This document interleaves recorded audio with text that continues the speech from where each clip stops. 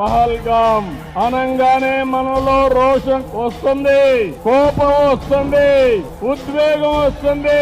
ఖబర్దార్, జాగ్రత్తగా ఉండమని హెచ్చరించే పరిస్థితి వస్తుంది.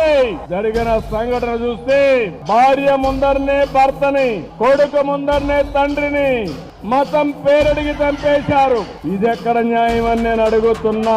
అలాంటి సంఘటన దేశం మొత్తం ప్రతి ఒక్కరిలో కూడా ఒక ఆవేశం వచ్చింది.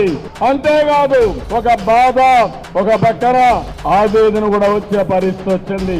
ఇవన్నీ చూసిన తర్వాత ప్రధానమంత్రి నరేంద్ర మోడీ గారు ఆడబిడ్డల నుదుట తిలకంతుడు చేసిన ఒక్క ఉగ్రవాది భూమి మీద ఉండడానికి వీలు లేదని ఆపరేషన్ సింధూర్కు శ్రీకారం చుట్టారు. మీరు గుర్తుపెట్టుకోండి, మనం ఎప్పుడు కూడా వేరే దేశాల పైన యుద్ధానికి పోవడం లేదు. కానీ ప్రపంచాన్ని పట్టి పీడిస్తున్న సమస్య ఉగ్రవాదం.